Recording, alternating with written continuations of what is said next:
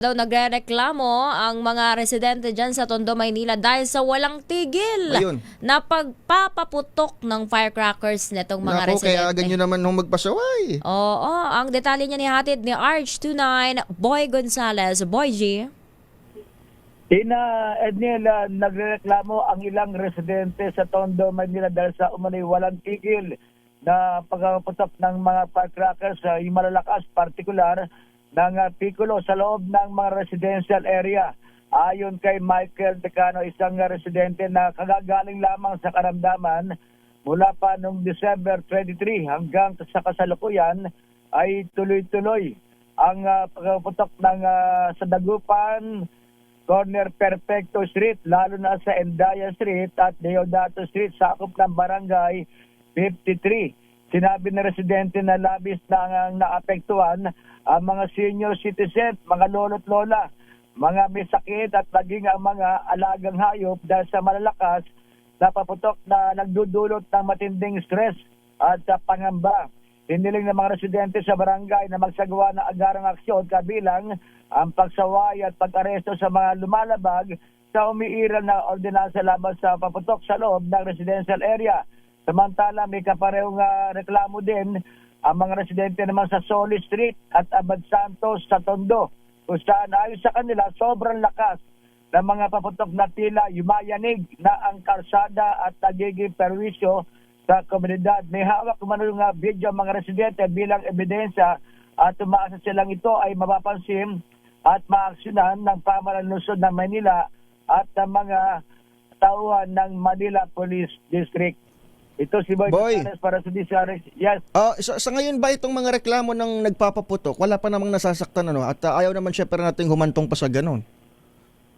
Wala pa naman dahil karamihan pa raw mga kabataan ng problema ang sa isang walang hindi sa designated, wala pa naman designated area na Ayun nilalagay. Yung mga residente, halimbawa, tapat ang bahay mo. Ayan. Biglang magpaputok Sisindihan. ng malalakas, yung mga may sakit, mga natutulog ng mga senior, ay na-stress at lalo na yung mga alaga. Yan, mga alaga. Sabi ko pa lang nagugulat. sana. Oo. Kaya yung video na pinadala sa atin ng residente, talagang maririnig nila, talagang ang napapansin nila parang walang deadma yung mga barangay official na dapat magsaway doon sa mga pasaway na nagpapaputok ng malalakas sa tapat mismo ng mga bahay ng mga residente. Correct. Dapat barangay yan, unang-una. Saan bang partikular na barangay nga again yan, Boy G? Barangay 53. Dito yan 53 sa sa Tondo. Tondo. Oo. At Dagupan, at yung mga street na binabagit niya, Dagupan Street sa may Yodato Street, Endaya, Perfecto. Yan, yung sakya ng Barangay 53. Ang sister ito ay sabi ng ilang mga nakausap natin, yung pinanggagalingan ng mga illegal na paputok, dyan nabibili nila sa Divisoria. Nako. Yung sa may MD Santos na nagkalat, yung mga illegal. Ay. Pikulo, bawal yan. Tsaka Oo. baka mamaya may watusi pa dyan makain pa ng mga bata. At ang kampanya nga ng Philippine National Police na yung mga illegal na paputok, mukhang hindi nararamdaman sa Divisoria. Ayun nga, Kuyang Boy, kasi tawag nito, kapag nagpe-press release ang authorities, lagi nilang diskarte partner, ina-entrap pa nila kung may bibili online, halimbawa, dyan lang sa Divisoria eh. Mag-ikot ka lang dyan, Maglakad ka lang napakarami. Maglakad ka lang dyan. Kahit sa mga sari-sari store eh. Diba? Oo. Saan padadayong probinsya? Sa Divisoria, makikita na napakaraming namimili. O kala ko bawal, yung pala daming bentahan doon. Sa may paligid ng Divisoria Mall sa MD Santos. Ayan na, specific na yan, ha? Marami na. Lalo na ngayon, yung mga malalakas na paputok, yung tawag nila, Diskaya. Oo, tsaka Saldico. Ayan. Saldico. Goodbye flood control. Oo. Yumayanig yun, nakakabingi yun, nakakasira ng tenga. Lalo na sa mga senior. Saka delikado sa mahika yan. Ayan, Oo. Tsaka yung aso na Alaga. Oo. Ako naman ang Oo, concern dapat- talaga dyan, Boy G, alam naman natin kung saan yung bentahan. Alam din naman na mayroon pa. Oo, Anong nangyayari at Bakit hinahayaan, 'di ba? pag humarap sa Oo, national media, general alam mo, walang problema ang mundo eh. Mm-mm. Oo, tawagan natin si General Abad ng Manila Police District. Nabiktima rin ako niyan. Parang hindi, Nabiktima rin ako niyan, Kuyang Boy, sa Maynila rin. Ito ang kinukwentuhan ko si Ate Oo. Tina. Nag-aantay tayo ng taxi sa isang area dyan sa Espanya.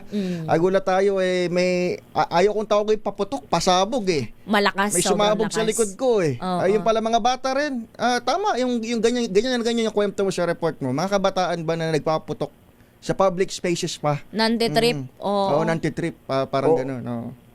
oo, tsaka yung mga yung halimbawa, nagbumotor ka, biglang dadaan at dadaan ka. Kapag ka nadaanan mo yun, Nako. nagtsempo, pumutok na napakalakas, delikado Magkos pa ng yun sa aksidente. mga motorcycle riders, sa mga driver, saka ma-aksidente.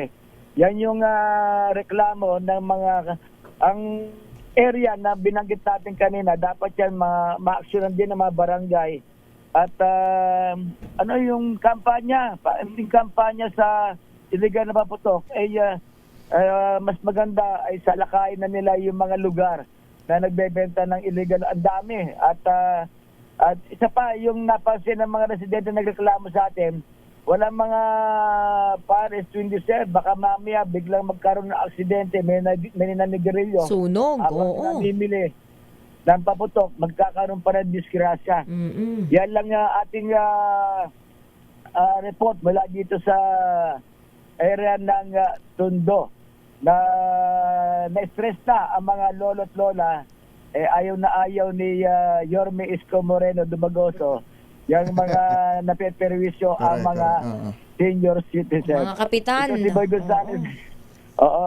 Ito si Boy Gonzales para sa Disanes, una sa Pilipinas, una sa Pilipino. Maraming